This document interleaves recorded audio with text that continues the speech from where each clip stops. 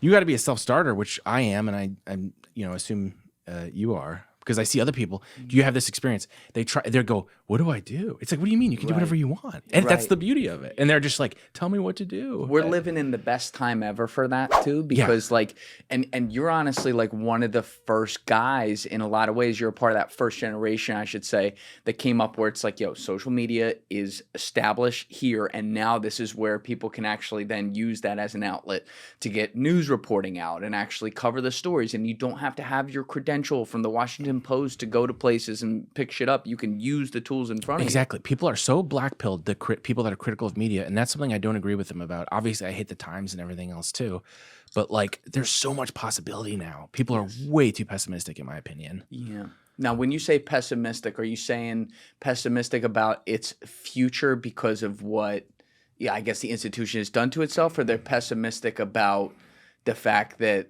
the resource war has kind of been lost because these places that used to have the access now don't have the ivory tower around them? Just the idea that there's nothing you can do about the New York Times' dominance, and they have all this access and they have all this control and they set the agenda. There's nothing we can do about it. It's like, set the agenda. Look at their posts. You could go on TikTok and find something that's just burying them in numbers. Yeah. And that could easily be political content or newsworthy content. It's just that people haven't done it in my view. Now, did you always want to be a journalist when you were growing up? No. And I would have been mortified if you had told me as a kid that I'm going to end up being a journalist, because I just saw the ones on TV and I was like, oh, those boring guys in suits that don't really say anything. That seems like a horrifying life. I didn't realize there was like different kinds, or you could make your own kind. So you went from wanting to be a firefighter to journalist at some point. I'm trying to think. I probably wanted to be something really impractical, like a novelist, like when I was a kid, just like a fiction writer. Because I was just creative. I just read stuff and it was like, whoa, words can like shape how people think about things, how they perceive the world, and you can change things based on it, just based on what we're reading in school or whatever.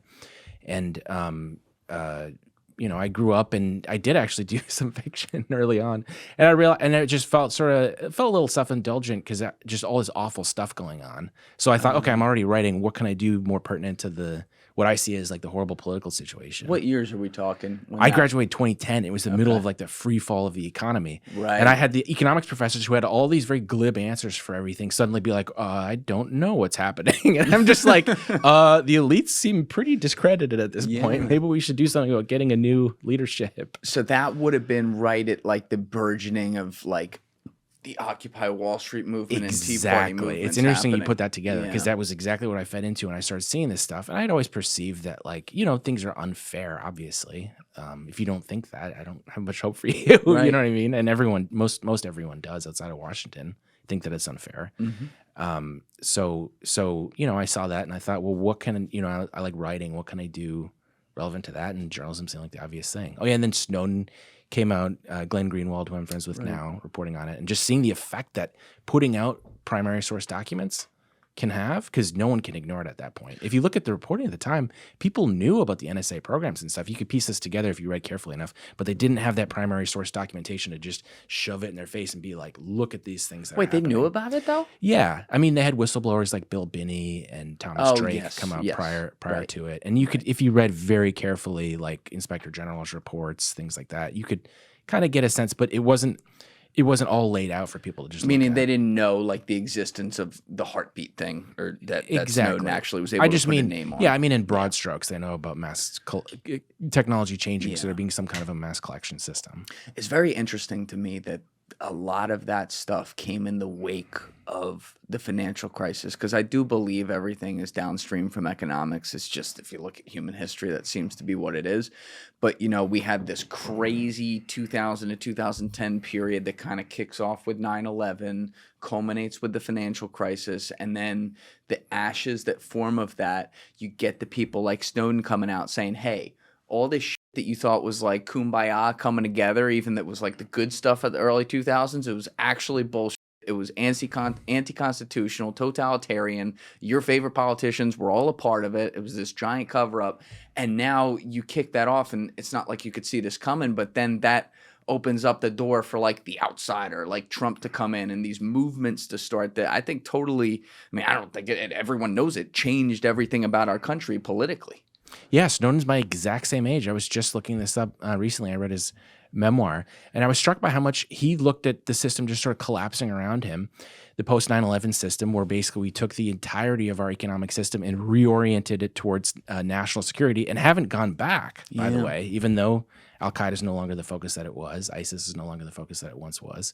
And I had roughly the same reaction. I mean, I wasn't in the intelligence community, so I couldn't have the reaction that Snowden had, but I was like, man, I should probably do something about this. And that's how I got into journalism. Now, how did you, like at the very beginning, you were totally independent, like doing things on your own. What were you doing? Like I remember my first story. I read about FOIA, the Freedom of Information Act, the idea that you could request basically any government document, and, you know, pursuant to a number of exemptions and things and games that they play, you can, at least in principle, get back records. I thought that was the coolest thing. And it's something that's unique in a lot of ways to the United States. Not that there aren't other open record statutes in other countries, but it's the most kind of like radical in the U.S. legally, and so in how it's implemented. And so I remember the torture report had just come out detailing the Bush administration's legal justification for torture, or enhanced interrogation, as they would call it. And nice fancy name. Yeah. I filed a FOIA and I remember the attorney that was responsible for it, John Yu was his name. I remember, he was a professor at Cal Berkeley, because I had a friend that went to Berkeley and mentioned that at some point. And I thought, that's a public institution. I could probably FOIA that. So I sent a FOIA request to his office email and found out that he was dodging interviews from media. He didn't want to go on and defend his own program at the time. Oh, you could FOIA that because they received funding from the government. Exactly. Whoa. And that was like my first thing. And then once I got that, I was like, it's on. I want to do more of this. So wait, you email the guy, he'd been ducking all these interviews, and then you're like, hey, you are supposed to follow the FOIA laws, so give me this information. Basically. So you FOIA the, it's like a records custodian at the institution. You can just ask for anyone, because it's like, you know, it's a .edu associated with a public institution. And so I got his, I think it was his secretary's messages. No, it was his messages personally. He was like, yeah, I'd rather not do that interview. It was like CNN or something like that. I just thought that was funny. It's like, dude, you're not going to defend your signature program here? Like, what gives? And so I put that out, and that no one cared that I was a nobody then, because the document was there and they could go and look at it and read the email and be like, yeah, why is this guy dodging this stuff? Did you put that out like on Twitter or something? Yeah, I just I did a story on it because for some small blog, but I tweeted it and that's how people saw it. Yeah. So how were you making money? Like you'd go to some of these blogs and say, I got a story, just pay me per story kind of deal? Yeah, it was all extremely like ad hoc. I would just be like, hey, check this out. Like, don't you want this? And I found that, you know, I didn't have any connections. You know, I'm not exactly a social butterfly, so I wasn't at the parties that a lot of other reporters are to make these connections. But what I realized was none of that mattered if you had the goods and you have something and the editor sees it and it's a primary source document that there's no question about its veracity. They get excited about that, and I get excited about it too. So that was sort of the beginning. Yeah, you were telling me off camera right before, and we didn't go into detail, how nowadays, like especially with how old school journalism school is, it hasn't changed in a lot of ways over the past decades. Like, they're teaching a lot of bad habits there, in your opinion, whereas you had to teach yourself and come out and make yourself a journalist, and you think that helped you do your job a lot better. Why do you say that? What's the juxtaposition there? Oh, totally. I have so many younger reporters coming to me for advice, people that are in journalism school or recently graduated. When I see what they were taught, I see a system that's almost like one of those mosquitoes in like Jurassic Park, just like frozen in amber from like a trillion years ago. It's kind of like, you can see how this advice would have been useful like pre-internet or even the beginning of the internet, but how just inadequate it is to the times. And so my just jerry-rigging my system to figure out how to find things wasn't informed by any of these sort of, it's like when they teach you in school the scientific method. And you talk to an actual scientist, none of it works that way. Right. You know, like you're not going through these 4 steps or whatever. You more use common sense. And so that's what I use as a process to find these things. You'll find I get so many reporters in my DMs asking me for help with FOIA. And, you know, I always try to oblige, but it's like, they don't teach this stuff. Like that's an important skill to be able to understand. And, you know, what they do teach is kind of the equivalent of the scientific method, but for journalism, the journalism method. And it's like, again, that was something that might have been more pertinent before. And even then, I still don't think it would have been very useful because everything's moving so fast. Things are changing so quickly. The way that people communicate, the way that readers consume information, the places that information lives. I mean, if you look at the intelligence community, they're having to update how they collect things. They just released an open source intelligence strategy for the first time ever, I think last year. And it details, it's basically, they've got to collect information from all of the different social media buckets that exist and that didn't exist 3 years ago. I mean, there's Blue Sky, Twitter, Facebook, Instagram. I mean, it goes on and on. So they're responding to it fairly quickly. And on the other hand, the media is like completely out to lunch. And it's a shame because the national security state is running circles around the media because they can't keep up with them in this respect. Something really changed, though, in the sense that obviously everyone has, everyone's a human being. You're going to have your natural biases. There are things that in some ways can't be controlled. But we used to live in a world where you could at least just get the information. And it's more of a golden era kind of thing where there were 3 channels and, newspapers, and that's kind of it. So the downside is that means there is some protection around what can actually go out. Now it's a free-for-all. Right. But with that free-for-all, we've seen a lot of people double down on, saying, well, because I have this position, this credential, therefore my opinion matters more. And they let their personal opinions leak into their reporting all the time.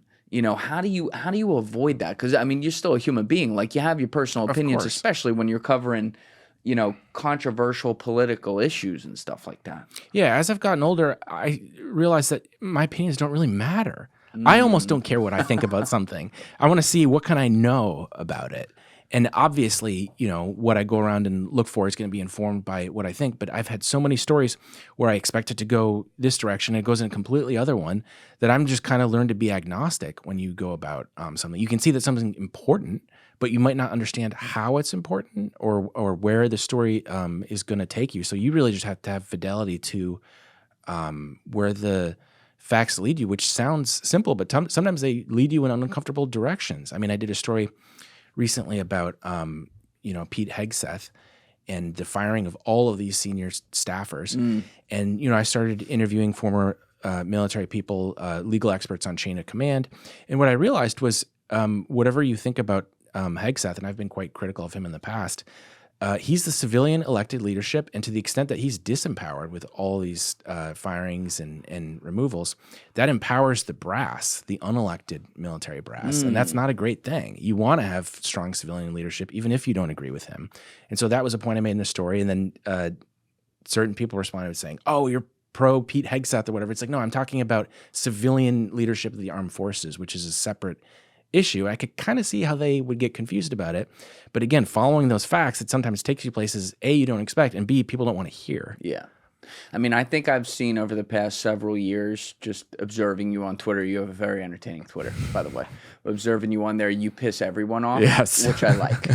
That means you are landing on things and at least trying to pursue where the truth may be. It's when people are constantly retweeted and I guess like glorified by one side of the political spectrum and they're reporting on stuff. I'm like, well, they're probably a commentator, not a journalist, so I can imagine that's got to be a tough spot to be because you're also, you gotta sell subscriptions to your Substack. You got to make a living and things like that. And the reality is the easy way to do it would just be to pick a side and go 10,000 miles an hour into it. And you don't do that. And I think that's commendable. Thank you. Yeah, it's hard because the way these ideological niches are really rewarded, where you're consistently serving up the same type of ideas and people can know what to expect, and it's almost like baby food where it's pre-chewed up and you don't even have to, your body will digest it easily because there's not going to be this foreign antibody in it that's like, whoa, what was this idea? But I made a decision when I started this thing and I left the mainstream outlets that, I came up during kind of in the middle of my career that we'll come back to that. Yeah. Okay. That's not ultimately what I want to do because even though the money's easier and even though, life is more stable, serving the same thing forever is a really boring life, completely aside from the moral questions. Of serving the same thing forever. Yeah. Just saying the same ideological thing for a certain type of group and what they want to hear. You know what I mean? That's definitely a more stable life. But it's just so boring. And, completely aside from it being wrong, and that's not the point of getting in. What I understand about media is if you want to make money, you go into finance. You don't go into media. You go into media because of, you're pissed off about something, or I hope that's why I did. And so it's like, well, if I'm just serving up the same plate every day, irrespective of what the truth is, then why did I get into this thing? Right. So that's sort of my reasoning. Yeah. So you were completely on your own, starting this off, kind of getting your way, figuring it out, and then I believe the first place you were was the Young Turks, right? That's right. Yeah. So that's more. Or actually, no, a place called Reader Supported News. I don't know what that Very is. obscure, small website. How'd you end up there? That was, I'm trying to remember. I was doing the freelance stuff that I was telling you about, and he noticed one of those things, one of these FOIA dispatches that I had, and he's like, I like that guy. He's a very pushy. He's like, you're on the team. Yeah. So you end up there. How long were you there? I think like 2 or 3 years. Oh, wow. So not for like 5 minutes. Yeah, exactly. And then when did you end up with Young Turks? So that would have been, immediately after that. And that was a YouTube channel. And again, these are like very weird. And like, I wouldn't say the Young Turks is obscure, but it's not like... it's not NBC. Yeah, exactly. Right. And in retrospect, that was really beneficial because, again, they gave me a lot of space to define what my job was going to be, because I was going to be the bloodhound investigator guy. And I don't really have the on-screen riz, and it's just kind of how I am. So they were like, all right, well, he can do something else. And I just did what I have always done, and it worked really well because a lot of people on social media, they tend to be really good communicators, but they don't always do the investigations, Yeah, no, it's so fascinating to me to look at this because it feels like some things feel like it was 30 years ago and 3 months ago at the same time. Yeah. But when you look at how like strange the spectrum is now with, left and right agreeing on certain issues and then completely disagreeing on other issues, you kind of look at what Jank and all the guys at Young Turks were. You could run tape of them in 2016, 2017, 2018, like kind of when you were there, and the people that would instantly be making a reaction video saying, these people are now some of the same people who on certain things are like, they make a good point. And it's so weird to look at because it's almost like at least the first term with Trump, you kind of had, you knew who was in what bucket or whatever. But now everyone's a goddamn expert on so many different buckets that it's like everything feels foggy out there. So did you see any of that happening back then, or is this more of a phenomenon of like what kind of came out of the Biden administration? Well, I think what happened during the first Trump administration was there was a denialism on the part of kind of elite media about that he was even elected, because there was this whole, you can go look me up, I didn't touch any of the Russiagate stuff. Not because I didn't think that there wasn't, no, not one, because I didn't think that it was going to end up showing what a lot of the commentators and media outlets were saying it was, which the general thrust of it was the election was somehow illegitimate because of what happened. I don't deny for a second that the Russians were involved in information operations, hacks, things like that. Completely agree with all of that. Where I didn't think was reasonable to go was to take that and say, oh, therefore the Russians stole the election. Right. I don't think that was true. Yeah. And so for that reason. You thought that early. Yeah, totally. I mean, again, never denied that they hacked these files, that they wanted to have an effect. But what I understand about the information landscape, and I think really anybody who's spends a lot of time on social media, is you couldn't control something if you wanted to. It's just a free-for-all, and you can try, and you can see corporations on there all the time trying to manipulate the direction in which things go, and like having, modest success. And I'm not saying that, that they can't exercise some sort of influence over what's happening, but to swing an election determinatively. I mean, I lived in Wisconsin at the time, and I knew people all over that were going to vote for him, and I wasn't surprised when he won. And then I have my friends in places where, there maybe isn't that ideological variegation that were shocked and what the yeah, totally. And I get that response, but it was like I wasn't surprised in the sense of that people were going to vote that way, because I saw and lived around those people. That's one of the problems with media, I think, is it's so concentrated in D.C., coastal, Los Angeles. Yes, exactly. Not even just coastal, but like New York and D.C. in particular. I agree. And look, I'm from Jersey. I've been in this area my whole life, right? Like, I don't know. There's a limitation to what I can know about the Iowa farmer and everything. But if you just like reached outside your box a little bit as an outsider, even just recognizing that you don't know something, that's such a big advantage. Yeah, I mean, you could see it. You could see where that was coming from. And I've always said this. It's like the two candidates who really made the dent in 2016, and probably should have been the two candidates that were running against each other, were Bernie and Trump, right? And so Bernie got railroaded. We know that whole story. But like, yes, they had very different solutions politically. They were very different on a lot of things. But when they were sticking their fingers on the pulse of the problem, Totally. they were both right there, and they understood people. And to me, they were the manifestation of the Occupy Wall Street movement and the Tea Party movement. And it's like, in some ways, yes, it's shocking to see, like, you know, the funny Brooklyn dude, you know, going like this and telling everyone that they're going to get their jobs back, or, you know, the crazy billionaire guy from The Apprentice as the manifestation. But the fact that if you just read their messages or listen to what they were saying, the fact that that surprised people in DC and New York, I'm still to this day, I'm like, how did that I know you don't live in those areas and everything, but how does that shock you? Don't you have internal polling? Couldn't you see this 5 years ago? You know? Right. It speaks to the information echo chamber that they live in, which is really frightening. I mean, I spent a number of years in Washington before moving back to Wisconsin, and something I was struck by repeatedly was how much these guys really believe out-of-touch stuff, and they don't like. I remember one time during 2024, my wife and I went to a bar with some political world friends that work in Capitol Hill, and one of them said, "Oh, you know, there's no way that Trump." Nice guy who's like, I would think of as, you know, more in touch with things than most people in Washington. He says, "Oh, Trump, there's no way Trump's going to win." And then my wife was really surprised. I was surprised. We said, "Well, why is that?" He says, "Well, he's facing an indictment. Nobody's going to want to vote for a felon."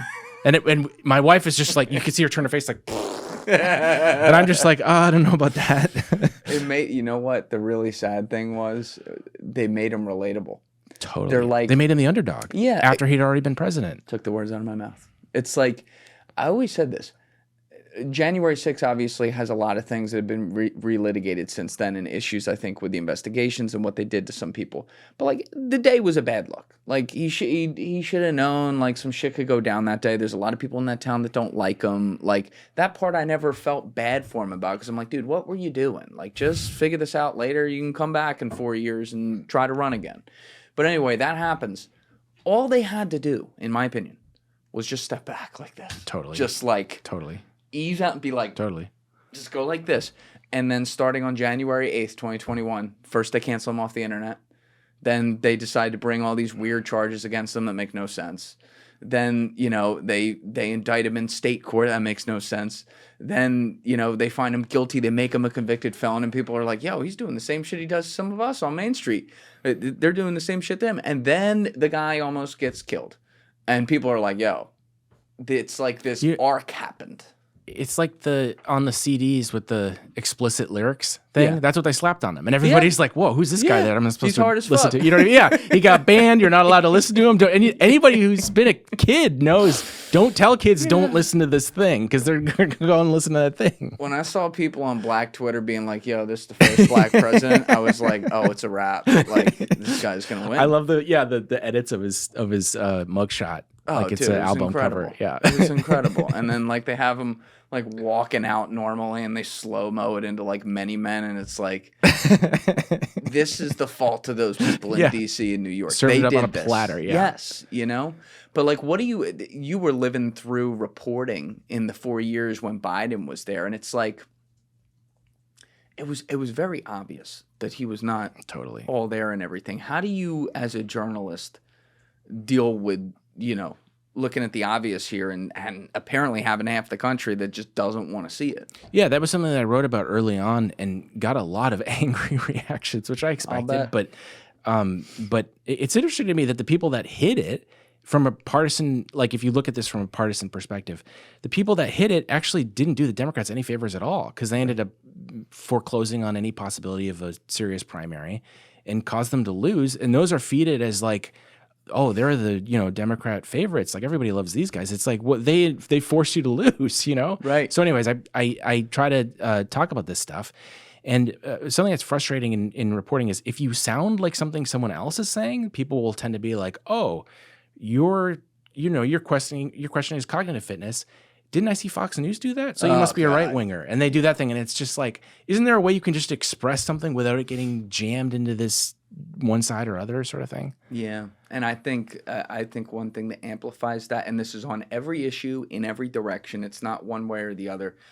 You will see massive bot campaigns make sure that things are simplified down into one bucket. Like Totally. Ken Klippenstein equals Fox News Right. tomorrow. Ken Klippenstein equals CNN. If you're getting enough clicks on whatever it is you're reporting, but that's crazy because there was like this massive shift that happened where suddenly like some of the elite donors, in this case on the left side, were like, oh yeah, no, turns out he is gone in summer of 2024. Yeah, I love it. Yeah. It's All like, of what? Washington discovered it the day after the debate, after the rest of us had seen how many clips of this guy, wandering around and just listen to him speak. He couldn't get a sentence out. This was common sense stuff. Yeah. And then I couldn't believe the amount of just straight up gaslighting, because you would play a clip from him from the Obama when he was vice president under Obama, completely, and the cynicism of invoking the stutter, when you could do clips of him from just 10 years ago, and he didn't have any. There was nothing. None of it. Yeah, I caddied at Wilmington Country Club for years. Apologies to people who've heard the story on the podcast a ton, but he's a member there. So when he was vice president, sometimes he would come back and play. And I remember summer 2014 was the last time I was near him. I never caddied for him, never got to talk to him or anything. But it was a Saturday, and when I was coming out of the caddy shack, I could see all the Secret Service carts. So I'm like, okay, he's here. And so I get down to the practice tee, which is like this long practice tee. And then, I'm behind the guy I'm caddying for. And then suddenly, you can hear him coming up.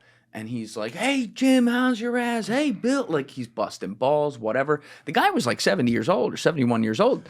He gets right up to the tee, fucking stripes at 245, stripes at 250. Hey, Bill, what's happening? Stripes it. And I'm looking at him. I'm like, I was like kind of yoked a little bit. I was like, oh, wow. This guy's like kind of old. Maybe he'll run for president. And then I remember it wasn't even a full 5. That was like July or August 2014. It wasn't even a full 5 years later when he announced he was running in, I think, March 2019 in Philly. And I heard him talk, and I'm like, he had to have like a brain aneurysm or something. I'm like, that's a totally different person. Yeah, and he's had health issues.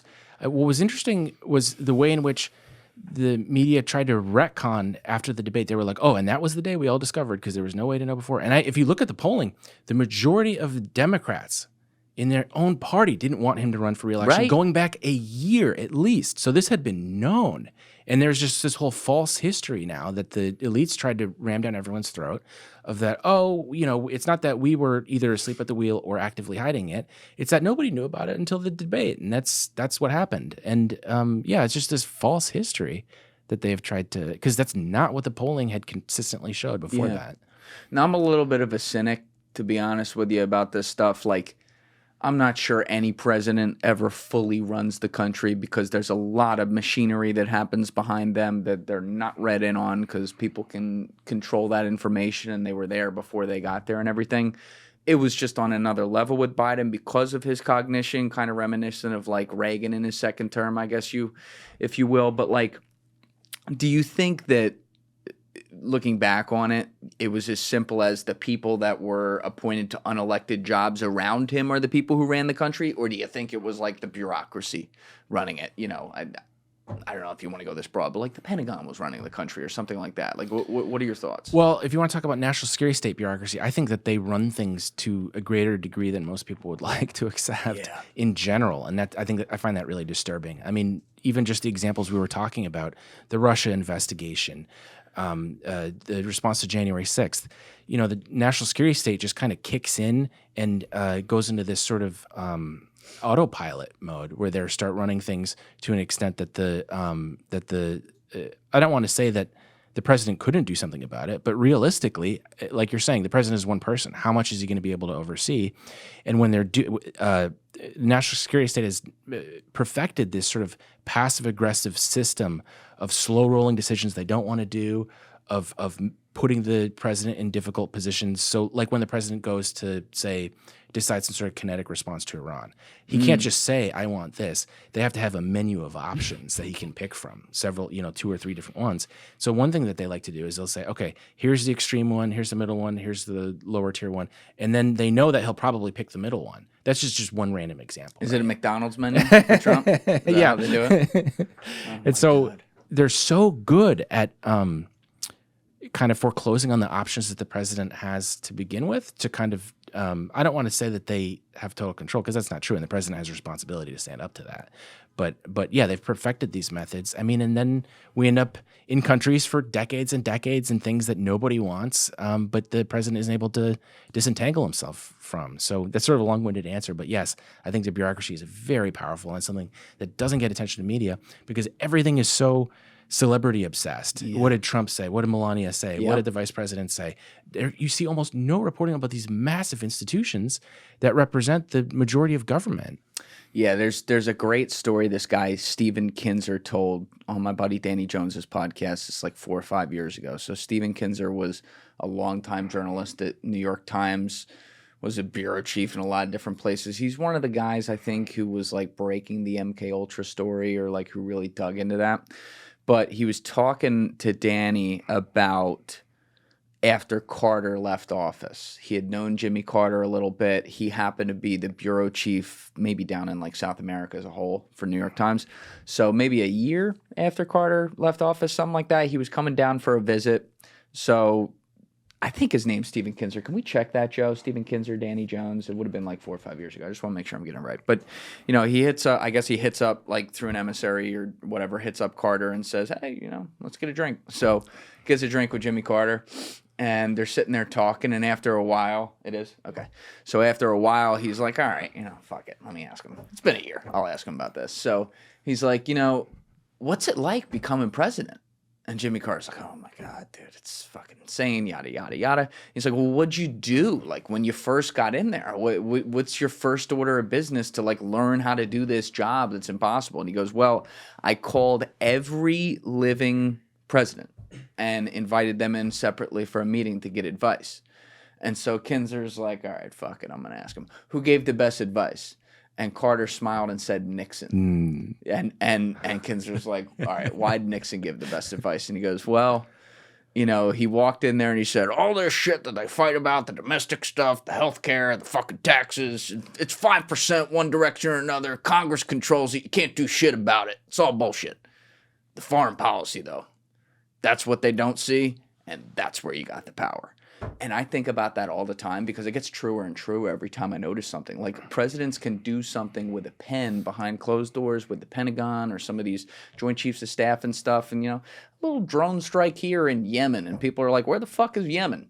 And then they don't realize the reverberations of what something like that means. And then it affects them at home in a way they can't see 10 years later. They are so good at, so the debate now about the military in Mexico. Look at how it's discussed. They say there will be no invasion, there will be no military invasion, but that's about Title 10, like formal military authority. That doesn't Title 10? Yeah, so that's like the legal code for like formal, like internationally recognized combatants. What that doesn't cover is intelligence operations, special operations. And so you see this all the time when they say there are no boots in Ukraine. What that doesn't cover is JSOC units, is people seconded to the CIA, which we have in there in fairly significant number. And we have in, I'm sure, going in and out of Mexico too. I don't know. Oh, yeah. Like for intelligence collection at the very least. So when they say no military, they're saying no Marines, like regular guys. Like, yeah, of course they're not going to do that. Take the uniform off. Yeah, exactly. Just put them under the CIA, put them in a task force, and suddenly they're not boots on the ground anymore. It's like with Ukraine. There's a dude landing like a fucking C-130 or whatever it is right now, walking off the back with a bunch of small bills cash or large bills cash, I should say, handing in a bag. And that's what SEALs, it's a Delta, targeting support. I mean, they're maybe not shooting at them, but everything short of that, for sure. It's so strange how the world that we live in is really just about semantics. Totally. everything is so postmodern now. You can't just say what it is anymore because it's this whole legal game of, oh, actually, technically, that's not pursuant to, Rule 5734. It doesn't count as this. It's like, okay, well, but the basic picture that ordinary people hear when they say no invasion, they think that means nothing. They're not thinking this legal stuff that the administration is doing. When did this click for you? Like when, you're a green kid coming out at first, like making whatever stories you can go and like covering something, obviously enjoying it. And it seems like you really do enjoy your job now too, which is great, but you know a lot more. So when did it start to click for you? Was there like one story or one moment along the way besides Snowden where you're like, oh, this shit is nothing like what I thought. People don't understand how this really works. I mean, there was no one moment, but if I had to point to like an inflection point, it'd be my editor, who himself is a veteran of a lot of these newsrooms. He used to be Seymour Hersh's researcher for a number of years. Oh, wow. He worked at the Times, the LA Times, everywhere. This guy was like, he reported, his big scandal was he reported on the nuclear facilities that I think NATO had in Europe during the Reagan administration, and they tried to prosecute him for it. I don't know he's anything. Like an old hand. What happened? Here's the interesting thing. That. Yeah, so he doesn't promote himself at all. He's just like loves the reporting. Who is this guy? William Arkin. That's my editor here. And so he had a lot of experience that I did, and crucially had an insight into pre-9/11. And so he could tell me stuff that is like unique to this time. I don't know if you ever had the experience where it's like pre-internet time. I'm barely old enough to just foggily remember it. Right. But if you talk to people, it's like, oh yeah, people used to be way more in touch. And it's kind of like, I'm trying to imagine that, and I can't really, And so having somebody who's seen the administrations come and go, who's seen the approaches change over time, has helped so much to inform. And that's another big loss that you see in journalism is as the revenues have dwindled, for reasons I think are largely the fault of media. I'm not defending them. Yep. But part of that is that it just becomes this kind of pit stop career where people will do it for a few years when they're young, and then they go on to become, crisis affairs response for some big corporation or something. It's lost a lot of that experience that would tell somebody, hey, all this post 9/11 shit is bad because it used to be this, and I don't even have a concept of really what it was before that beyond what I can read. So to hear someone and have somebody that has that perspective is really beneficial. Yeah, that guy's he's lived through the wars. That's cool to have that. He was the first to report the above top secret plans to invade Iraq, and it was codenamed Polo Step, and it launched biggest. This was it would have been 2002. And it launched the biggest leak investigation, I think, in U.S. history at Rumsfeld's behest. So this guy has like huge stuff. And here's the thing: he doesn't ever promote himself because he doesn't care. That's great, obviously. So he's in it for the love of the game. I love that. That's great. But like, you have that pulled up already, Joe? It looks like he's got it. Maybe we can see it over here. Yep. This is what you're talking about? Top secret. He was the one that reported that. Yep. Above top No secret. I think shit. it was a special access program, if I remember right. So do you remember what happened here? I mean, I can try to read some of it, but yeah. So basically, the Bush administration was not being honest about what was going to happen, and he They weren't? No way. And so he was actually able to get the actual name of the program, and they had created I think a special compartment for planning this thing and kept it fairly small. And I think he wrote about it for the LA Times at the time. And so he broke that. And it's just like, it just goes to show the fact that the rest of the media didn't report that. I mean, he himself was former military intelligence, has a lot of perspective from both inside and outside, that informs, what he does. And crucially, he's critical of these institutions in a way that I think a lot of, press likes to think they're critical, but since they rely on them for sourcing so much, you have a audience capture of the sort that's kind of similar to social media, where people end up having to say things that they know their audience wants to hear. In that same fashion, the media has to not say things that their sources don't necessarily want to hear because they don't want to lose their sources. And he's always been willing to burn bridges. Well, that's a huge point right there. And I know you've run into this before. It's like, the access journalism becomes a drug because people are like, oh my God, it took fucking 6 years to develop this amazing source at, government place X. And if I do this story, I'm going to lose them forever and lose access to the fucking 10 people that they connected me to.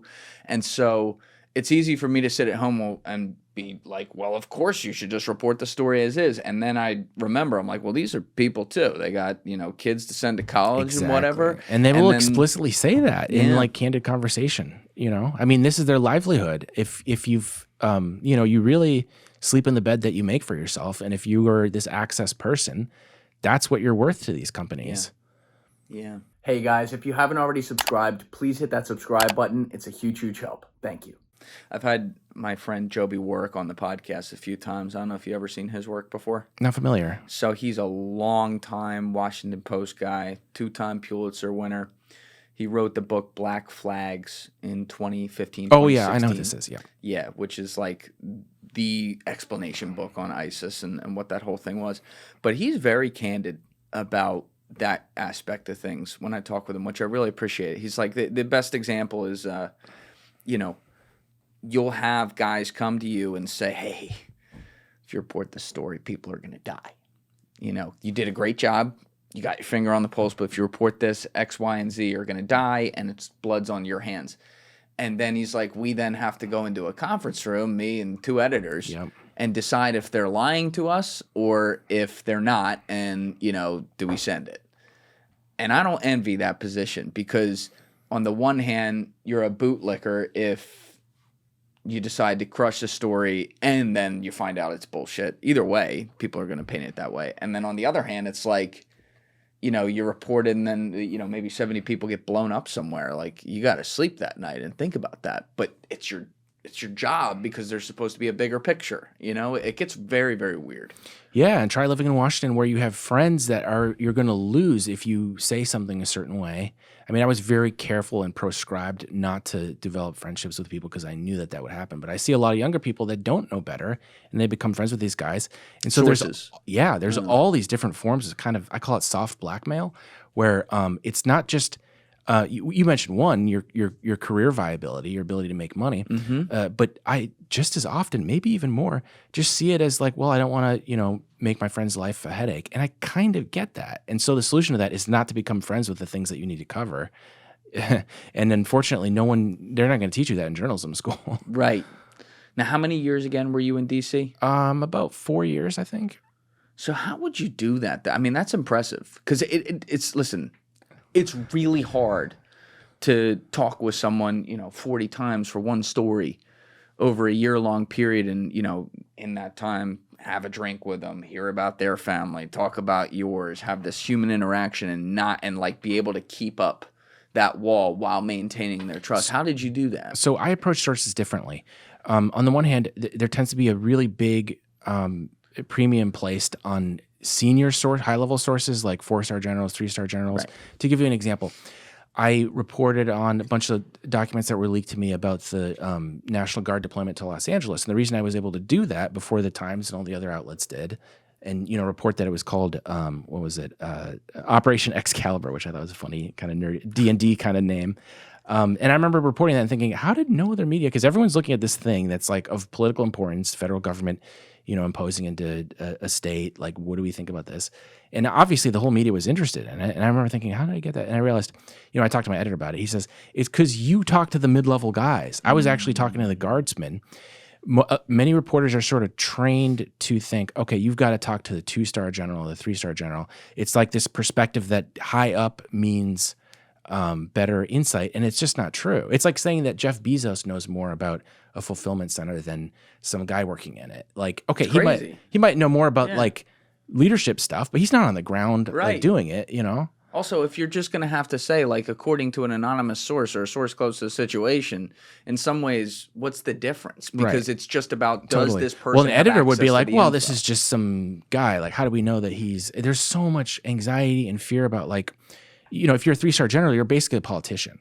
And you have to know how to interact with other leadership elements and things. And so editors will see that and they'll kind of heave a sigh of relief that it's like, okay, this is some big fancy guy who knows the Washington game. He's not going to get out over his skis in something.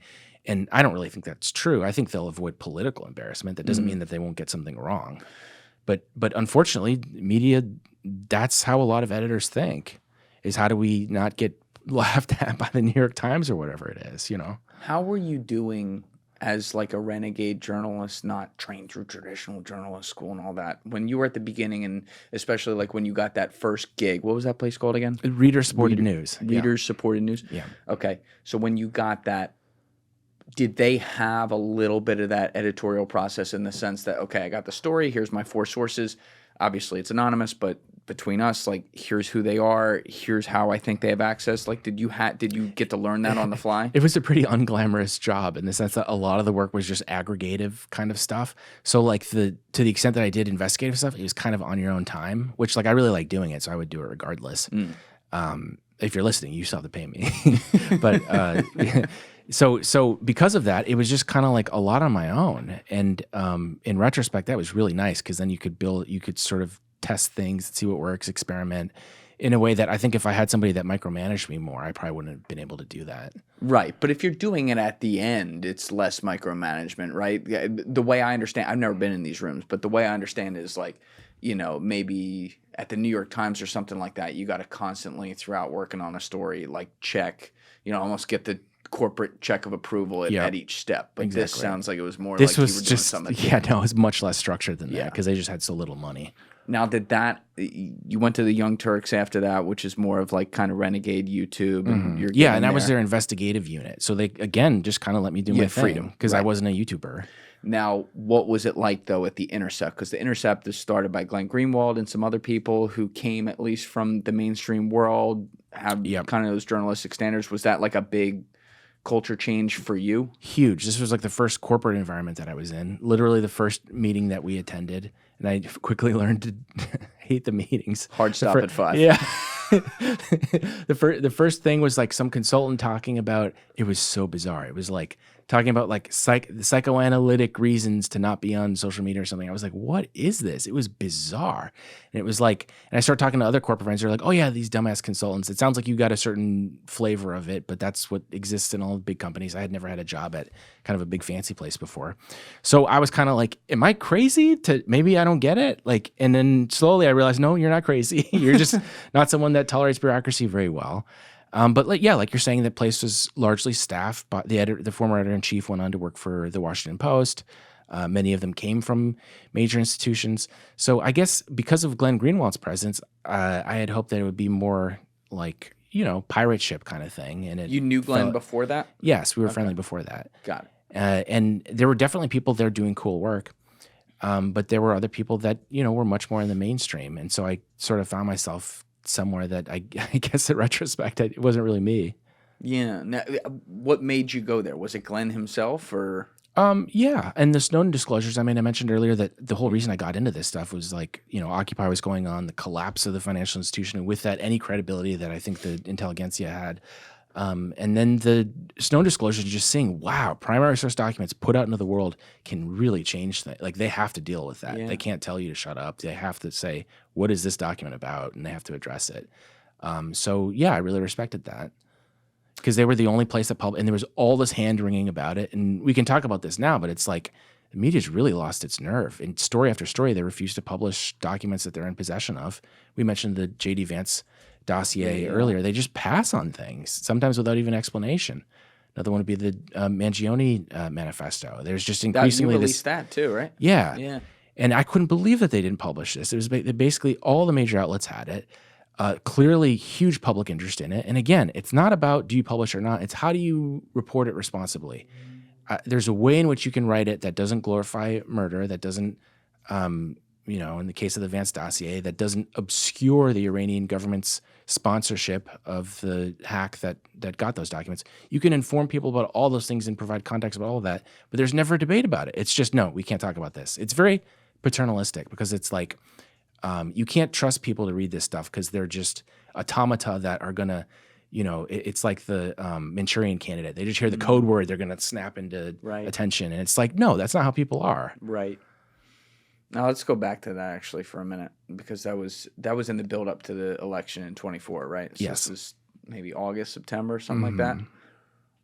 So you found out that they weren't going to release this. You had your hands on it. How did you get your hands on it? Through the actual leak from the Iranians online? So I speak kind of critically of a lot of the mainstream institutions, but I'm friends with a lot of people at them. There are cool people at these places, so I don't want to say that there's no good work happening in a lot of them. There's weirdos like me that find themselves in there and they're trying to cause trouble. And so I start talking to some of them and they're all just like, yeah, we can't do this because of blah, blah. And I later found out they themselves got visits or communications with the FBI telling them, hey, this is a foreign influence thing. So there was a quiet thing going on in the background of a lot of these media institutions where, I mean, I guess the FBI would probably say, we're just warning them about the risk. But come on, they're clearly trying to get them not to talk about it. Wait a minute. So the FBI was going to people in the media and saying, don't leak this because the Iranians leaked it. Yeah. In one case, I think Reuters reported that even. What did this dossier even say? I don't even remember. All it was open source research that the Trump campaign did into J.D. Vance when they were considering whether or not to make him the vice president. And So it was the includes list all of the their pros and cons. perceived liabilities. All of it was the reason I was comfortable publishing it. I wouldn't publish something like the Steele dossier, for instance. Right. Because I don't want to just put out rumors that nobody knows if it's true. It's not right. Even if it's about someone very powerful, it's just a bunch of BS, you know? So it's like, I might talk about it or say there's this thing going around. But in this case, it was an easy call because it's like all of this stuff are his publicly verifiable positions. I just went down the list. He said everything that they said he said. So it made sense. You had Yeah, evidence it's just for all it. factual. There's no risk of defamation. There's no innuendo. So to me, it was an easy call, and I couldn't understand why the rest of the press did. And in fact, reporters I knew at these outlets couldn't understand it either. They were like, this is really weird. Because in 2016, we had the hacked Clinton emails, and I support publishing those things as long as you explain where it comes from and let people come to their own decisions. I don't see this as any different from that, so I don't understand why it was a big to-do. That's wild, though, because like you just said, 2016, you have the whole Clinton thing. 2020, you have the Hunter Biden thing, where we know also the FBI and intelligence got involved and was like, don't talk about this. And now 2024, shoes kind of on the other foot, where it's something where they think, oh, maybe if you saw the liabilities, this could hurt the Trump ticket. And they get involved, which I don't care what side it is. You don't get involved. Like, that's not your job. That's not what they're supposed to do. It's supposed to be a separation of the fourth estate. But they get involved again. It's like they're going to do this over and over and over again. And here's the thing. There's so many parties. I'll just give you an example. All these declassified records on the Russiagate thing that Trump has released. Something I'll break some news here. Something no one seems to have noticed in it was it describes how, I think in 2012, there was a Chinese influence operation trying to support Obama's reelection. That doesn't mean that the election was illegitimate or anything like that. But what it shows is that parties are always trying to push things in different directions. And so to only talk about one at the exclusion of all the others is going to lead to panic and pandemonium about and cause people. That really is what risks people questioning the legitimacy of the election. Because it's, first of all, that's not true that there's only one party that is interfering in these things. And to the extent that they're all doing it, they kind of counteract each other. And so I wish there wasn't as much just panic about these things, because this is just the reality of the world in which we live. And again, no one party can control. It's too much going on, you know? You make a great point. It's easy to hide a big lie behind a truth. And the truth is, we have the #1 GDP in the world. Every country in the world, friendly and not friendly, all air quotes there, is interested in the outcomes of whatever elections or things we're doing it. The Israelis are doing it. The Russians are doing it. The Chinese are doing it. And to only talk about one, that's really dangerous, because you're going to make everyone think, okay, whatever that state wants, wow, that's unfair, and someone's pushing the scales down. To not talk about the other hands that I just listed pushing the scale in another direction. That's right. Sometimes that's what it feels like to me, and I try to like go where evidence is as best I can. I'm just some guy in an armchair, so it's not like I have inside access. I definitely have a lot less than you do. But, you know, whenever I see something being pushed where it's just they try to simplify it all under one thing, I'm like, okay, well, that's definitely not the truth. Yeah. So what's the thing that is the truth? Right. Like, there's another thing. I don't know where the there is, but it's there somewhere. Right. And yet everyone will coalesce, including the people who are fighting back against it. They'll coalesce around the one thing and push it. You'll have the people that are pushing the story, then the people on the other side that then push it against them for pushing the story. And it's like everyone just run over here and play. We're gonna we'll focus over here. Again, it's a question of context. I'm not saying don't talk about foreign influence. I'm saying provide the context to understand that it's this free for all where everyone's trying to leverage everything and get what they want, and that's just how it is. And there's so much hysteria right now, and it's a real threat, I think, to just the principle, just the principle of free speech, Because when you start saying, well, actually, there's illegitimate forms of speech because it's a devious foreign actor or whatever, then that makes people open to the idea that, okay, well, maybe we need to limit certain kinds. When what I wish they would look at when the Democrats try to influence public opinion on something and say, hey, look at this candidate. Don't you want him? How well does that work? Very often it doesn't work particularly well. No. Unless you're Trump on the Republican side, it didn't work particularly well for any of them either. And they're, let's look at Jeb Bush, for instance. Tens of millions of dollars put into this guy to try to influence your opinion. And those are Americans writing for their own cultural milieu to try to influence them.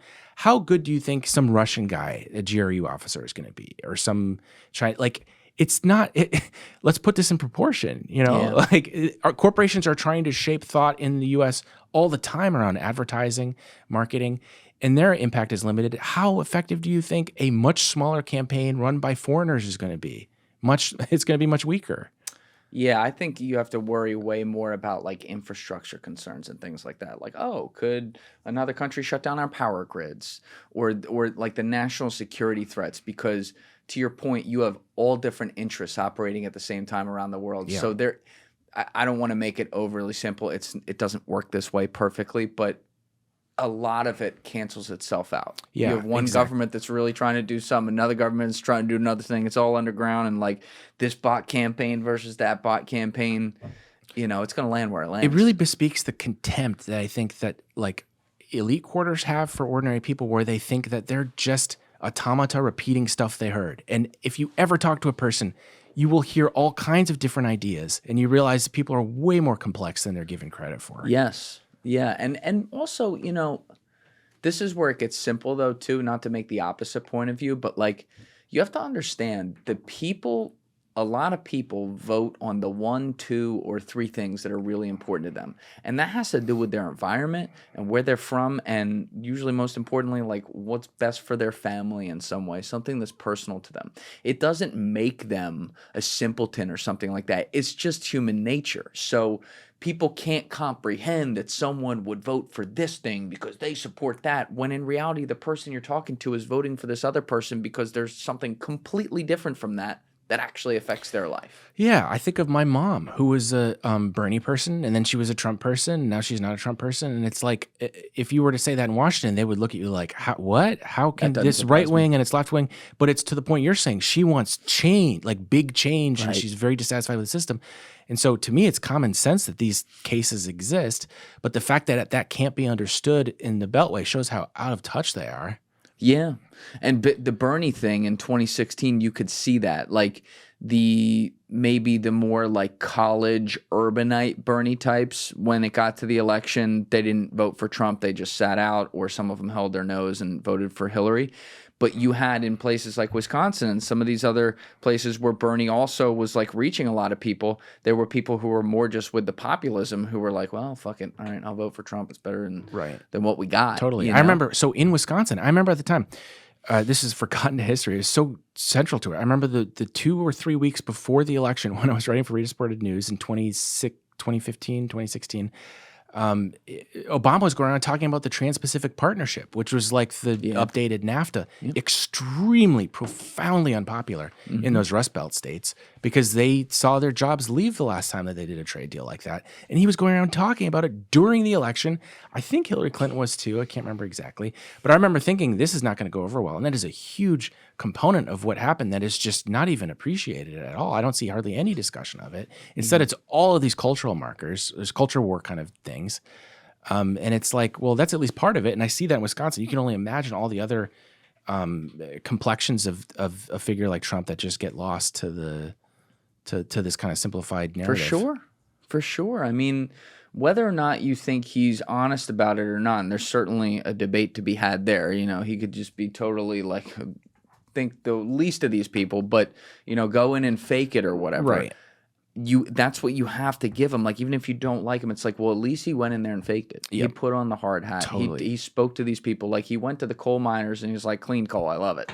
And it's like these people, it's not even like they had been told run along. They didn't even get that courtesy. There were just people in offices on the coast just going, oh yeah, those people will figure it out. Totally. And they didn't even talk. Well, to he him. shows up for things. I remember he got booed by the Libertarian caucus during the election. In 2016? No, this was in 2024. Okay. And I remember a lot of people laughing about that. It was like a funny incident or whatever. But it turned out that later they ended up voting for him. They ended up endorsing him, Trump, and that was a good example. And I look at some of the Democrats, and a point I've made. I have an app that shows me all the TV appearances that different politicians are making, and so I look. You at have an app that shows that? Yeah, it's great. Give me that app. It's called Snapstream. You can just keyword search anything on basically all the major television channels. Everyone go download that. They're really useful. And so I'm able to get like an idea of how much different parties are going. And Democrats, they just don't go on a lot of these shows. They don't do very much media. Like you saw Trump go. I mean, the like really high profile example of this was Joe Rogan. And Harris not going on that, and you can debate, okay, should she have, shouldn't he have? But it's clearly the case that someone like Trump is willing to roll the dice more on like weird, and certainly J.D. Vance, he went on really obscure podcasts and things when he was running for Senate. And so it's like, I don't know why that is, but it's something that's going to have to change about the Democratic Party if they want to be viable, is just take, I mean, the media's completely changed. It's not even just television anymore. They won't go on these YouTube channels either, or podcasts to a great extent. Because they can't control it. And that's the thing. Like, remember the Republicans in like 2012, they had the autopsy or whatever? Yeah. After I remember that. Romney lost? They didn't learn anything. Yeah. They learned nothing. Yeah.